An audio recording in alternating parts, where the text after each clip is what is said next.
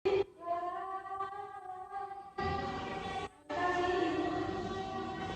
belum mulai kan?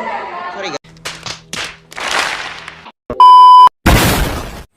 Assalamualaikum warahmatullahi wabarakatuh.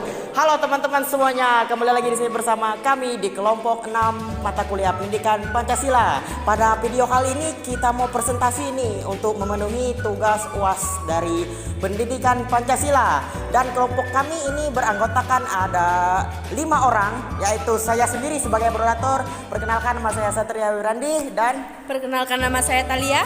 Perkenalkan, nama saya Ani. Perkenalkan, nama saya Melita. perkenalkan, nama saya Isas Pratama.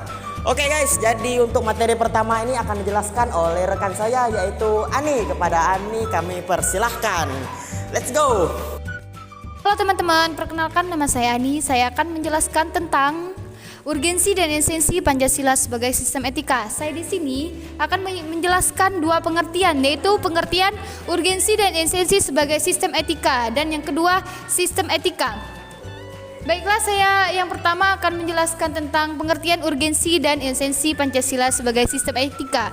Urgensi berasal dari bahasa urgere, yaitu kata kerja, yang berarti mendorong. Dalam versi bahasa Inggris bernama urgen kata sifat, dan dalam versi bahasa Indonesia yaitu urgensi kata benda.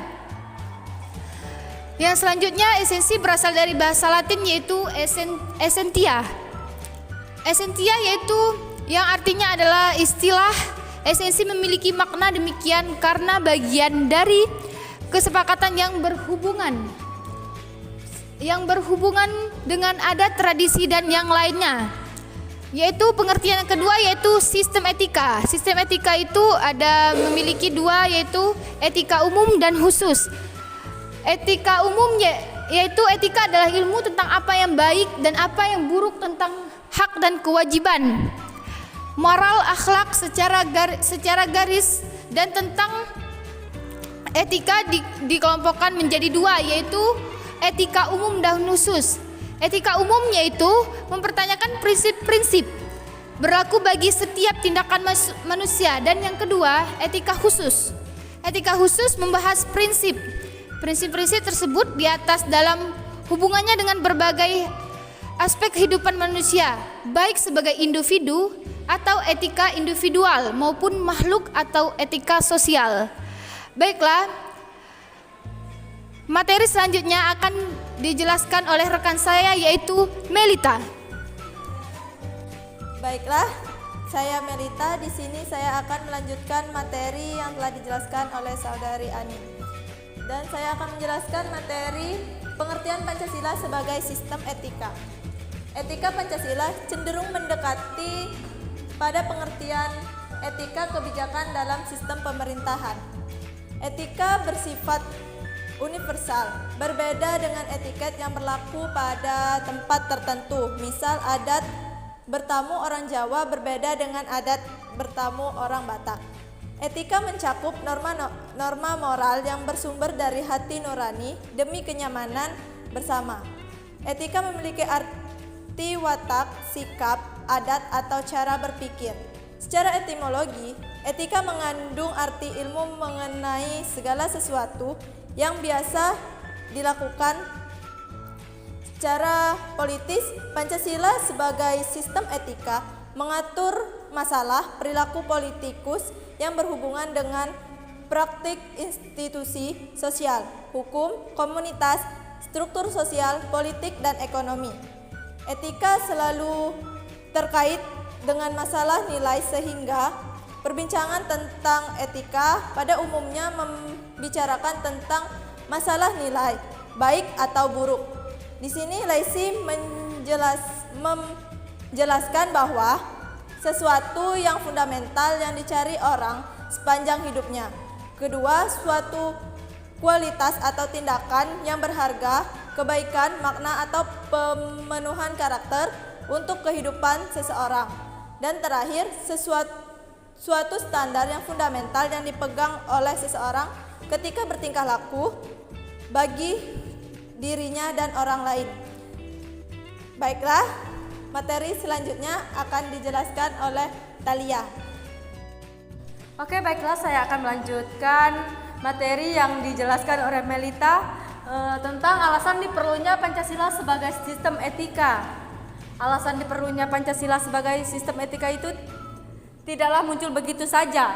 Pancasila sebagai sistem etika diperlukan dalam kehidupan politik untuk mengatur sistem penyelenggaraan negara.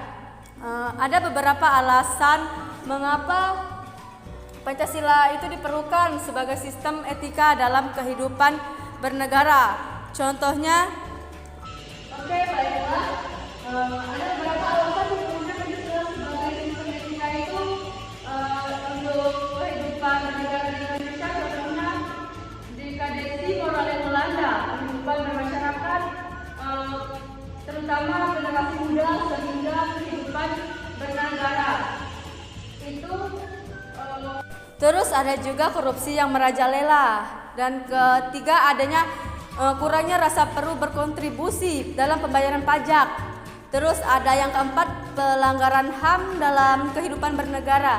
Oke, baiklah, sekian itu penjelasan dari saya tentang alasan diperlunya Pancasila sebagai sistem etika. Materi selanjutnya saya kepada Satria saya persilahkan. Oke. Halo teman-teman, di sini saya Satria Wirandi akan melanjutkan pemaparan materi dari rekan saya yaitu Thalia. Nah, materi yang akan saya paparkan yaitu tentang tantangan Pancasila sebagai sistem etika. Pancasila sebagai sistem etika ialah moral yang bisa direalisasikan pada perbuatan yang dapat dilihat sehingga melibatkan banyak sekali aspek kehidupan. Nah, namun tantangan Pancasila yang terbesar yaitu terdapat pada masyarakat Indonesia itu sendiri, guys. Pancasila seperti yang ketahui terdapat sila-sila seperti ketuhanan, persatuan kan.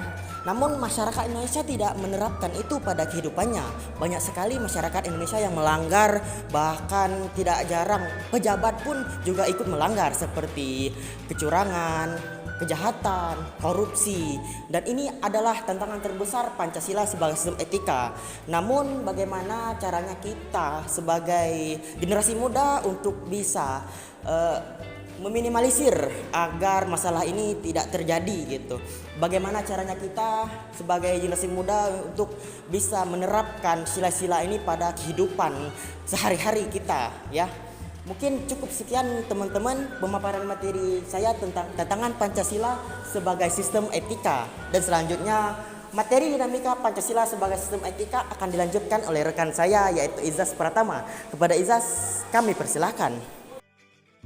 Sini saya Izas Pratama akan melanjutkan materi dari rekan saya yaitu Satria Wirandi. Materi yang akan saya jelaskan adalah dinamika Pancasila sebagai sistem etika.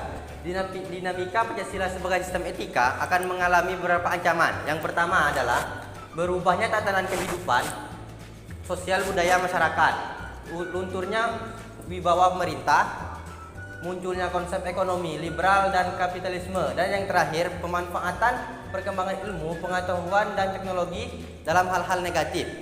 Beberapa argumen tentang dinamika Pancasila sebagai sistem etika penyelenggaraan pemerintahan di Indonesia. Yang pertama adalah pada zaman Orde Lama, pemilu diselenggarakan dengan semangat yang diikuti banyak partai tetapi dimenangkan 4 partai. Politik dikaitkan bahwa pemerintahan di zaman Orde Lama mengikuti sistem etika Pancasila. Yang kedua, pada zaman Orde Baru, sistem etika Pancasila diletakkan dalam bentuk penataan P4.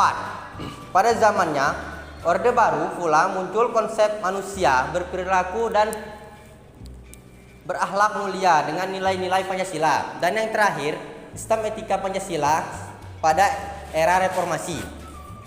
Tenggelamnya dalam era euforia demokrasi. Namun seiring dengan perjalanan waktu bahwa demokrasi tanpa landasan sistem etika politik akan menjurus pada pengalaman landasan sistem etika politik akan menjurus pada penyalahgunaan kekuasaan atau menghalalkan segala cara untuk mencapai sebuah tujuan. Itu saja penjelasan dari saya.